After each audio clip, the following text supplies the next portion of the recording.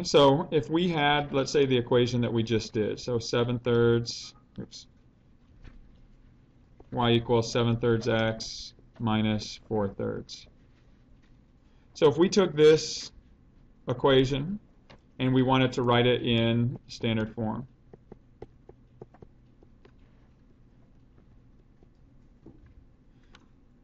okay, standard form is this right here.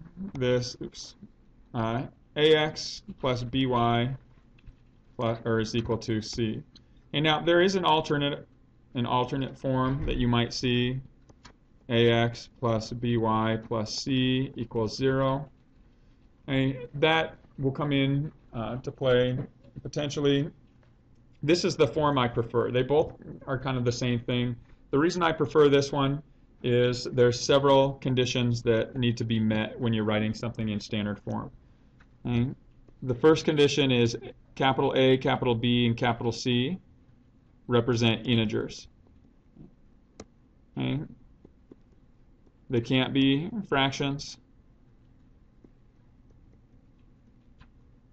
or decimals.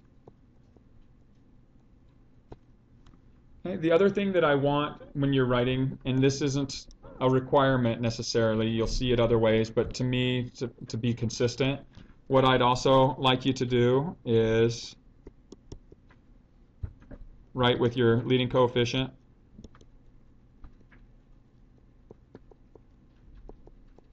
which is going to be A, right? I want it to be a positive number.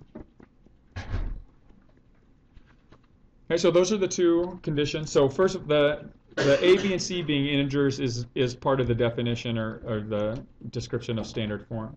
Okay, this one right here is more of my conditions. And just to be consistent, so there's fewer things I have to account for when you enter things online. But it also just makes it really easy to be very standardized in this way.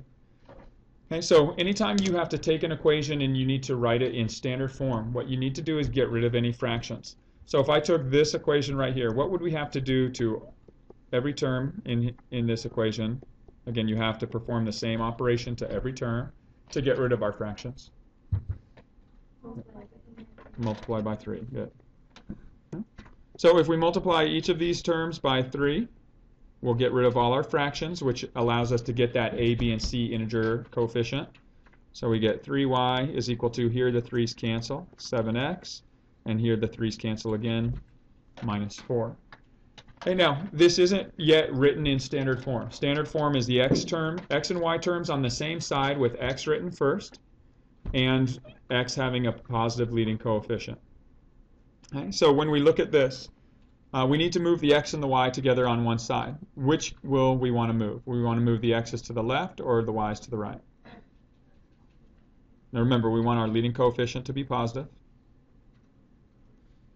Okay, so if we move our y over to the right, so we get 7x, we have to subtract a 3y from both sides. And then at the same time, we can move our negative 4 over to the other side. Or you can even think of it in this form. Set it equal to 0, just move the 0 to the other side, and then isolate your x and y terms. Move the 4 over if we're doing it in separate steps. And so this would be our standard form. And the reason I prefer this, again, it's more efficient because this one you'd be writing an additional term of 0 over here. And then also when it comes to like finding intercepts of a graph, this form of the standard form is going to allow you to find the intercepts a little bit more easily.